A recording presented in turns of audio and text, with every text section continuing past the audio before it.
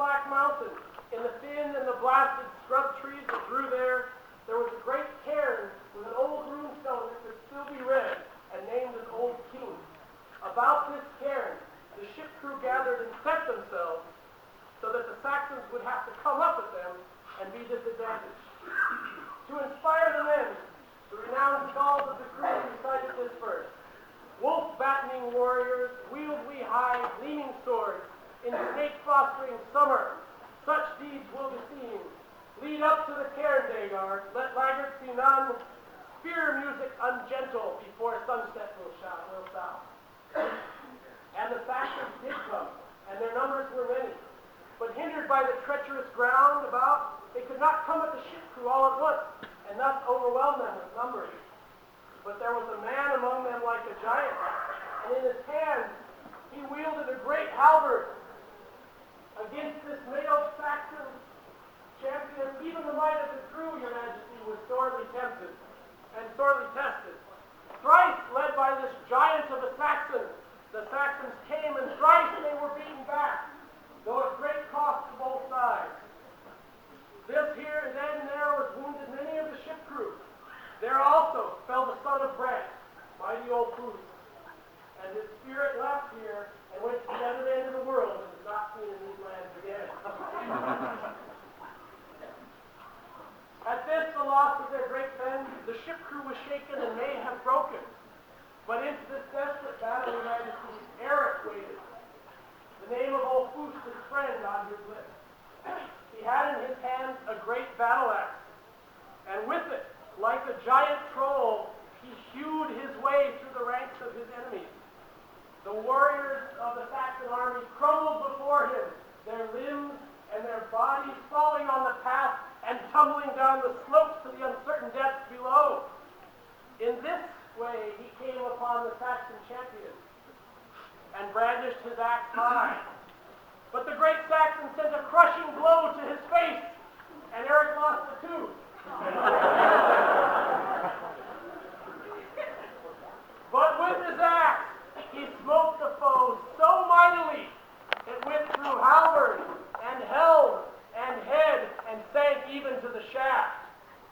Then he snatched it back with such strength that he whirled the Saxon aloft and hurled him over the edge of the mountain into the precipice below, where the Saxon's body, the axe still stuck in his head, fell to the hellish depths. Then Erik recited this verse. For a noble warrior slain, vengeance now on champion is taken. Wolf and eagle tread his prey, princes born to sovereign sway. Saxon's body cloven through, headlong into the bellows flew. Wounds of white, once swift and fair, swooping vultures now doth bear. And the loss of their champion filled the Saxons with fear, and they drew back.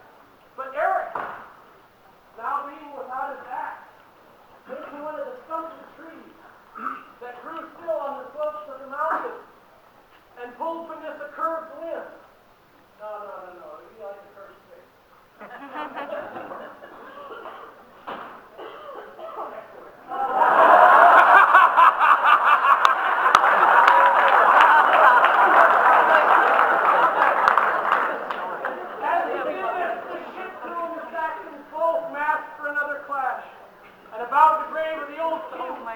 Though there were piles, many blackened and volcanic rocks, about this size.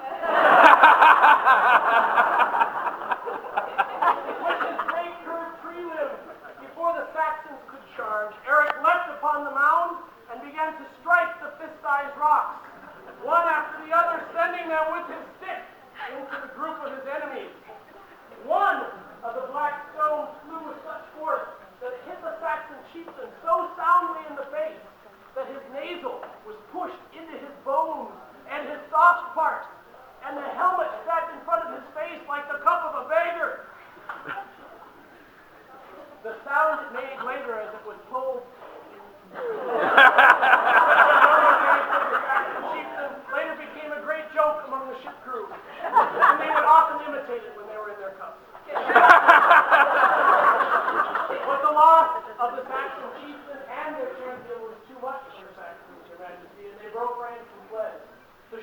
pursued them and slayed all whom they caught.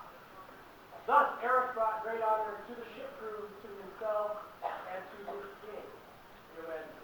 To this day, the banner of the ship crew is the most feared sight in the coasts and waterways of that land, and Saxon mothers, even now, whisper the name of Erik Deagarson to their frightened children, telling them if they do not behave, Erik will come for them. This is my tale tonight.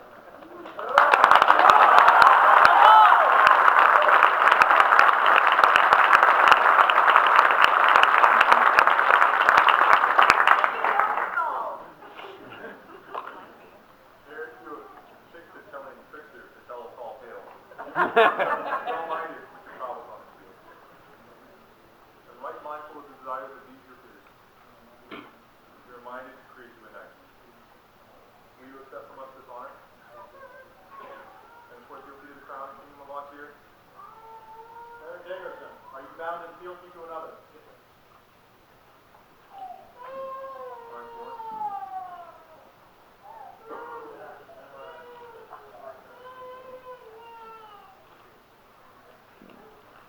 Who wins well? By iron, right early must ride. But the sea, greasy lost brother, wave holder is flat. On furnace gold glowing, my south hammer rings, while heat feeding bellows, a whistling storm stir. In this storm of tears we brew. The sword your rattle, the shield your toy. Spell and deathly on your foes. Laughter ever falling for your friends. Squire no more, but brother forever.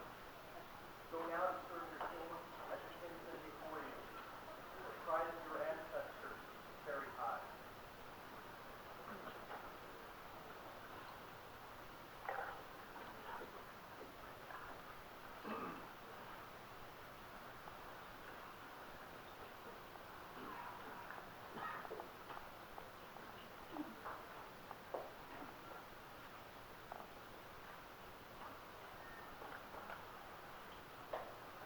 Are there others that would speak for Erik?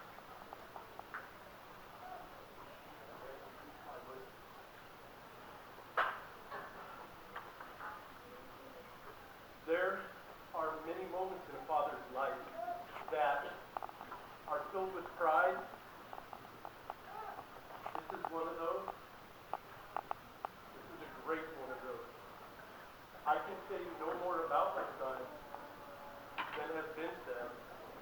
But I would say this to those of you who are parents and who will be parents. Involve yourself in what they do and involve them in you. And you will have a rich life, far more than any amount of gold or silver.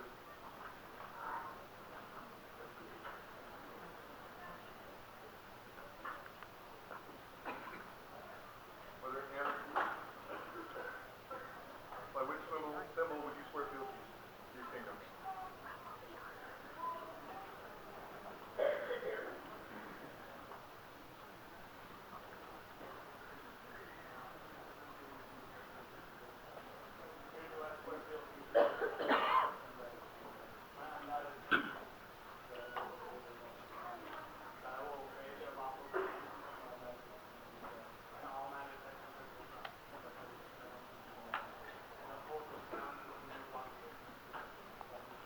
All this do we hear, and we for our part, we swear fealty to Erik Deagarson. Protect and defend him and his household with all of our power, so long as we remain sovereigns of Ontario. So say we, Vic, King Ontario. Say we, Astrid, Queen Ontario. By what name do you wish to be knighted?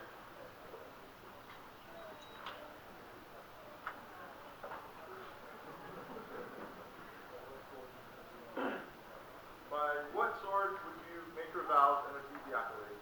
I'd like to be on my grandfather's sword, Cameron.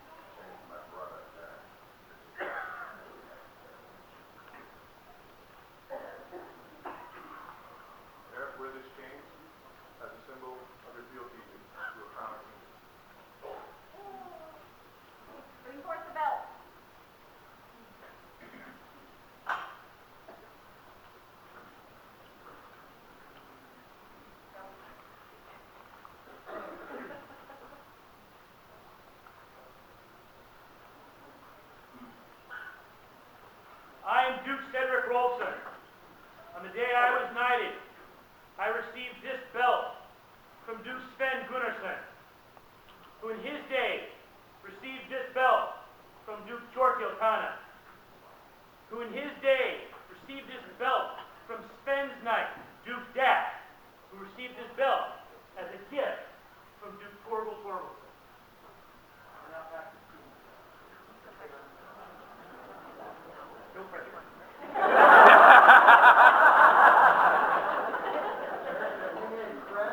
How doubly blessed you are, because you are going to receive two belts. This belt was made by your grandfather, Duke Tiernan Shalkai. It was given to his squire, Sir Sergeant Deagarson. Then that was gifted to your knight, Sir Armstrong Tiernan. And then it was given to me. And now, go forward.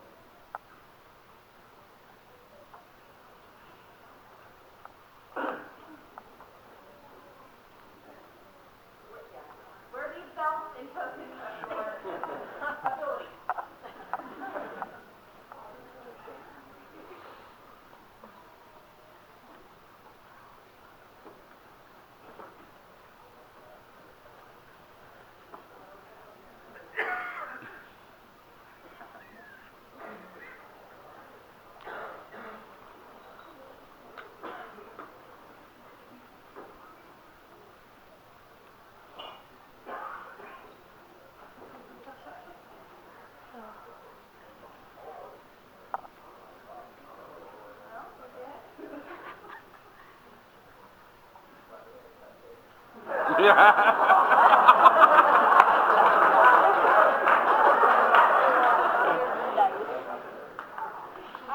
Kneel, Erik Deagarson.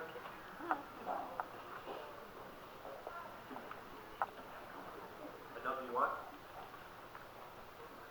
I dub thee place. I dub thee knight of the society and the kingdom of Austria. Rise, clear hair. There's one more matter we must attend to.